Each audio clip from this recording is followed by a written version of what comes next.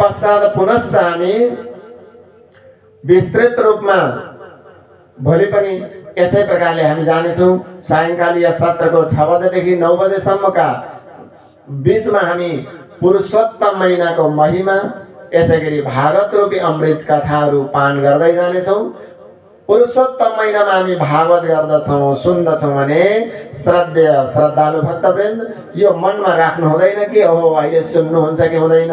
पुरुषोत्तम महिना भनेको त परम पवित्र महिना भगवान विष्णुले बनाइदिइसक्नुभयो कि अब मलमा छैन, पुरुषोत्तम भइसक्यो, मैले आफ्नो नाम दिइसकेँ। पुरुषोत्तमे श्रोतव्यम, निष्काम भक्तिले पुरुषोत्तममा भागवत सुन्नु। तसर्थ हामी 6वटा प्रश्नको अब सुनिन्छ।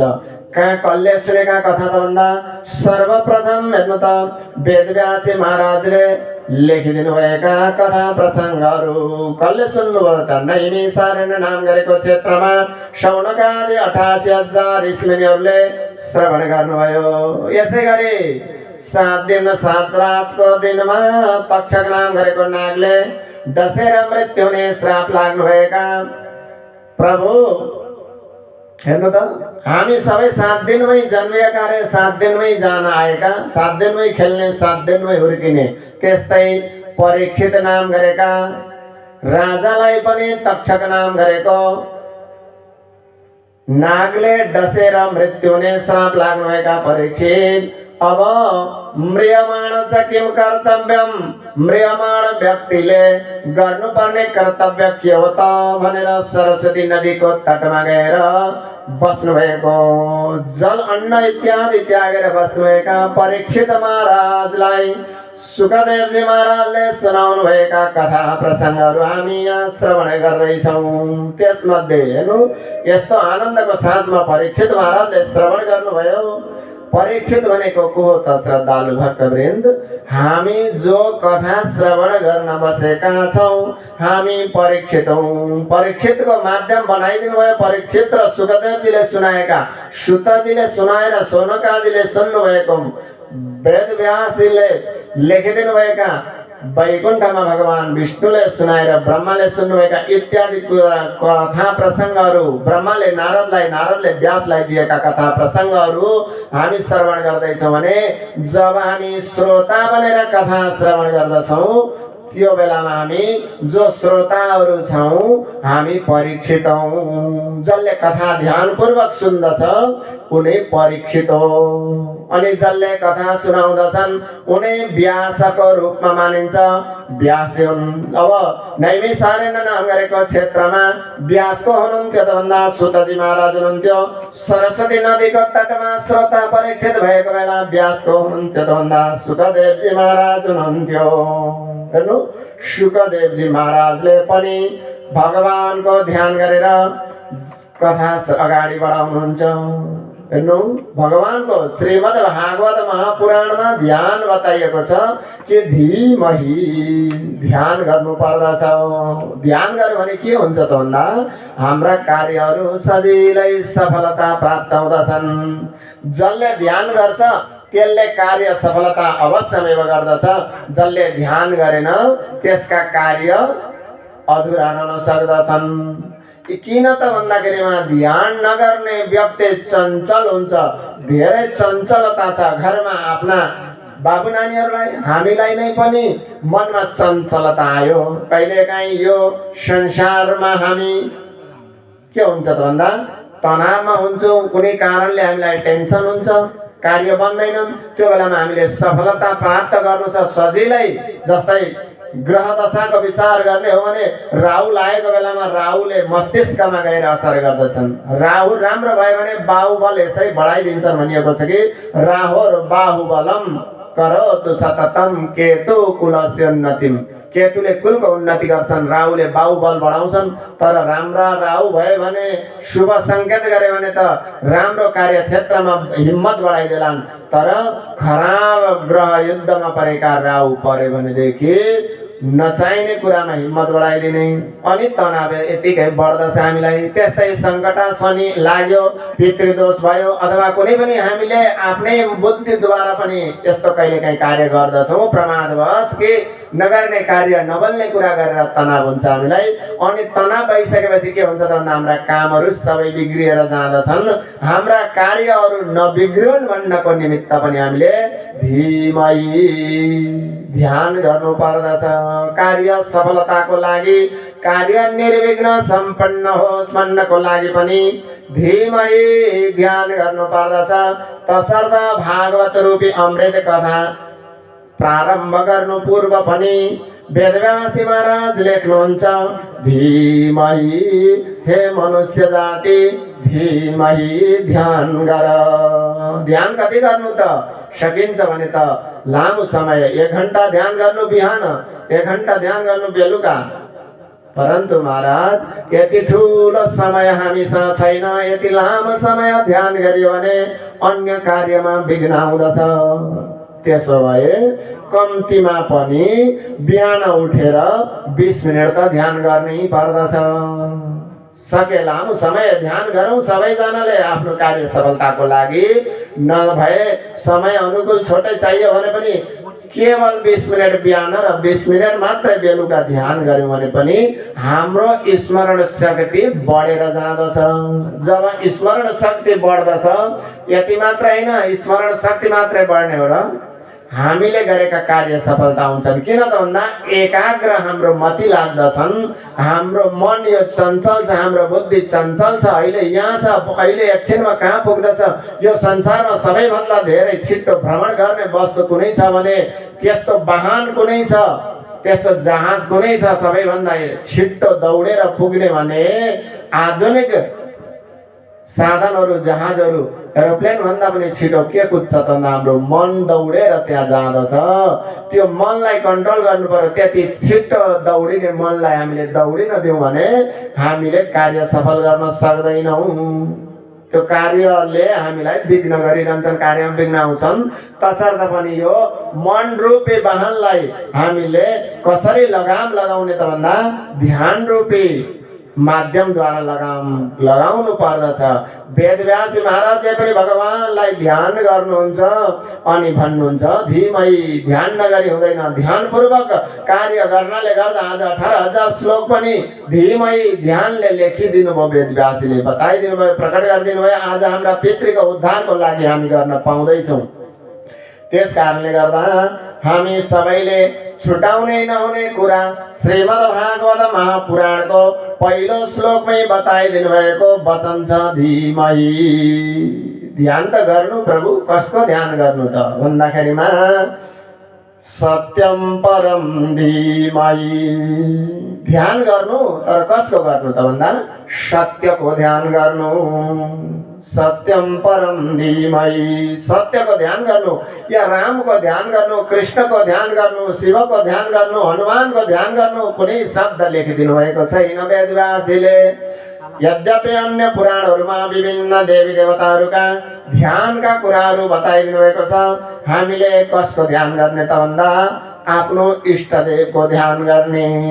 अथवा ध्यान माध्यममा हामीले गुरु मन्त्र लिएको छौँ भने त्यो मन्त्रको ध्यान गर्ने। त्यो मन्त्रद्वारा नै हामीलाई ध्यान लाग्दछ। कुनै पनि मन्त्र गुरुले दिएको मन्त्र हुन्छन्, 1 अक्षरी, 2 अक्षरी, 1 अक्षर, 2 अक्षर, 4 अक्षर अथवा 12 अक्षर, ओम नमो भगवते वासुदेवाय इत्यादि।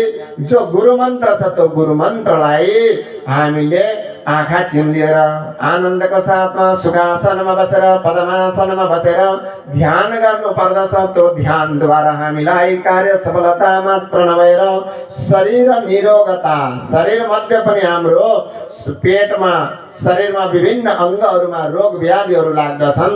त्यो मध्ये पनि मस्तिष्कमा रोग लाग्यो भने त मस्तिष्क विकार भयो। अब हामीले कुनै कार्य गर्न सक्दैनौँ। मस्तिष्क विकार भइसकेपछि हामी कहाँ के बोल्दैछौँ, के गर्दैछौँ, कुन बोलीले हामीलाई भविष्य उज्जवल बनाउँछ, कुन बाणीले हाम्रो भविष्यमा चाहिँ ब्रेक लगाउँदैछ भन्ने कुराहरू हामीलाई नै जान्न गाह्रो हुँदछ। तसर्थ यी सबै कुराबाट पार हुनको लागि पनि ध्यान गर्नु पर्दछ। आफ्ना इष्टदेवको ध्यान गर्नु, गुरु मन्त्रलाई जप गरेर ध्यान गर्नु। धीमहि कसको त भन्दा सत्यरूपी परमेश्वर परमात्माको धीमहि ध्यान गर्नु। भागवत रूपी अमृत सुन्दैछौँ भने हाम्रो इष्टदेवको हुनुहुन्छ त श्रद्धालु भक्तवृन्द कृष्ण हुनुहुन्छ। यदि हाम्रो कृष्ण हुनुहुन्छ भने कृष्णम परम धीमहि कृष्णको ध्यान गर्नु। कस्तो हुनुहुन्छ त त्यो प्रभु हेर्नु त जन्माद्यस्य यतः वेदान्त सूत्र ल्याएर प्रारम्भ गर्नुहुन्छ वेदव्यासीले महाभागवत। वेदान्त भनेको के त भन्दा वेद अन्त्य, वेदको अन्त्य निचोड अर्थात् यो संसार के हो र माया प्रेम के हो भन्ने कुरा वेदान्त पढ्यो भने मात्रै हामी परम तत्त्वमा पुगेर जान्न सक्दछौँ। त्यस कारणले गर्दाखेरिमा पनि यहाँ वेदान्त सूत्र ल्याएर जन्नुहुन्छ जन्माद्यस्य यतोऽन्वयादितरतः सार्थे स्वविज्ञा स्वराट् तेने ब्रह्म हृदयादिकवये मह्यन्ति यदसूरय तेजो वारिमृदं यथा विनिमयो यत्र त्रिसर्गो मृषा धाम्ना स्वेन सदा निरस्तकुहकं सत्यं परं धीमहि। जन्माद्यस्य त जन्मादि विकार रहितस्यापि हेर्नु त परमेश्वर परमात्मा भगवान विष्णु त जन्म आदि विकारदेखि रहित हुनुहुन्छ। जन्मादि विकार रहितस्यापि वसुदेव गृहे जन्म, वसुदेवको घरमा त फेरि जन्म लिएर आउनुभयो। यस्ता परमेश्वर परमात्मा श्री कृष्णलाई धीमहि ध्यान गर्नु पर्दछ। धीमहि कृष्णको ध्यान गरौँ। अन्वयाद इतरतः प्रभु हेर्नु त कस्तो चमत्कार गरिदिनुहुन्छ। अन्वयाद इतरतः कहीँ जन्म लिनुहुन्छ प्रभुले। कहाँ जन्म लिनुभयो त भन्दा वसुदेव गृहे जाता, वसुदेवको घरमा जन्म लिनुभयो। परन्तु जन्मिने बित्तिकै पुग्नुभयो त गोकुलमा। यस्ता परमेश्वर परमात्मा श्री कृष्णलाई धीमहि ध्यान गर्नु पर्दछ। अर्थे स्वविज्ञ स्वराट स्वयं राजते विराजते। हेर्नु त कहीँ प्रकाशहरू कसैले भरिदिनु पर्दैन। त्यस्ता परमेश्वर परमात्मा श्री कृष्णलाई धीमहि ध्यान गर्नु पर्दछ। हामी ध्यान गर्दछौँ है। या एउटा अहिले प्रसङ्गमा आयो कि वसुदेव गृहे जाता, भगवान श्री कृष्ण कहाँ आउनुभयो त भन्दा वसुदेवको घरमा आउनुभयो श्रद्धालु भक्तवृन्द। परन्तु लाग्न सक्दछ हामीले त कथामा सिरियलमा देखिरहेका छौँ कंसको कारागारमा भगवान जन्मिनु भएको थियो। भगवान कृष्ण त कारागारमा जन्म भएको। फेरि अहिले त यहाँ एउटा शब्द आयो वसुदेव गृहे।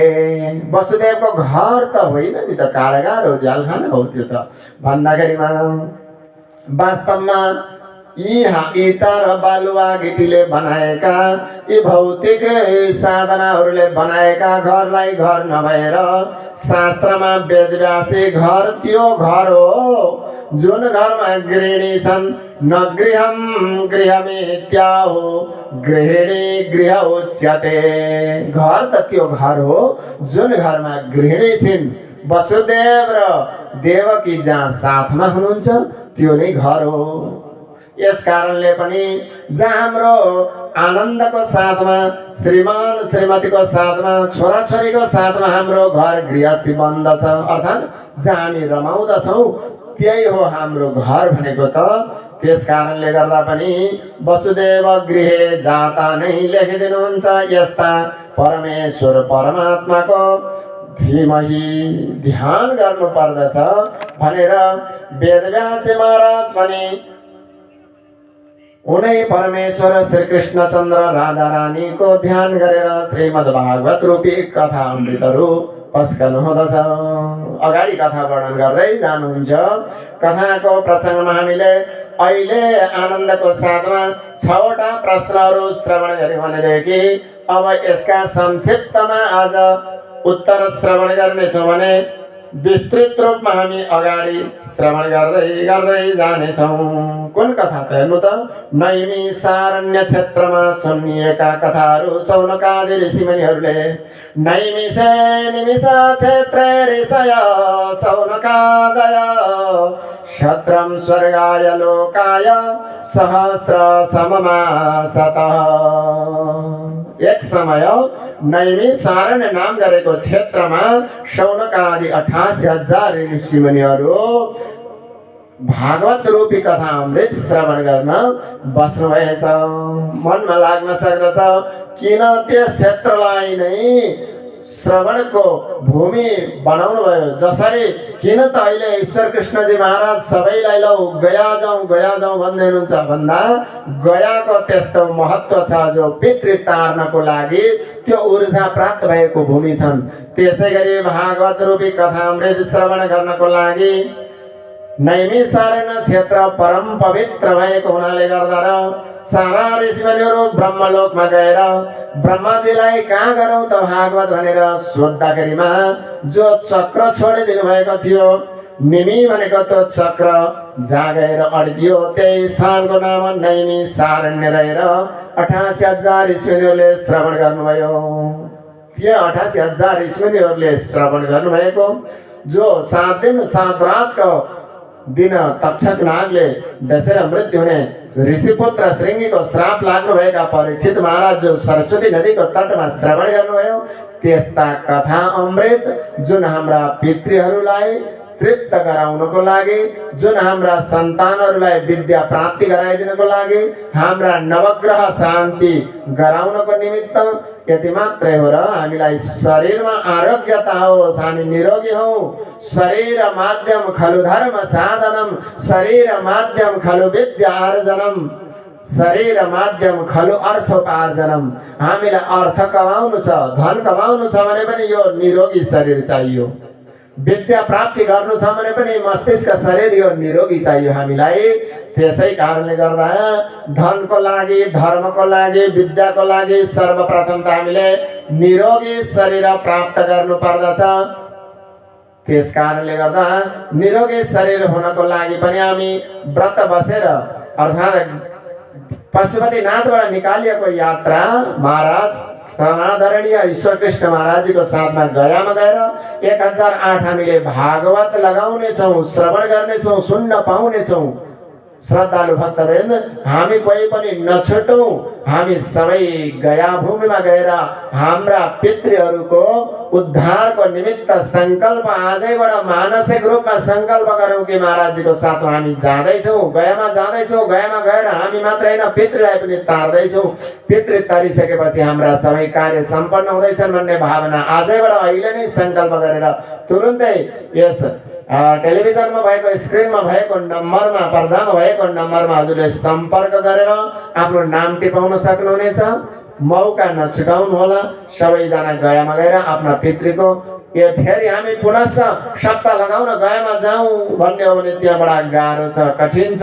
त्यहाँ व्यवस्थापन गर्नको लागि एकचोटि गएर 2 दिन 1 दिन हामीले दर्शन गरेर पिण्डदान गरेर आउनको लागि पनि बडा कठिन त्यस्तो स्थान छ। त्यो वातावरण सबै सरल सजिलो बनाइदिनु भएको छ महाराजजीले। तसर्थ पनि हामी यस पशुपतिनाथबाट निकालिएको यात्रा हेर्नु त कहाँ जाँदैछौँ त भन्दा पशुपतिनाथ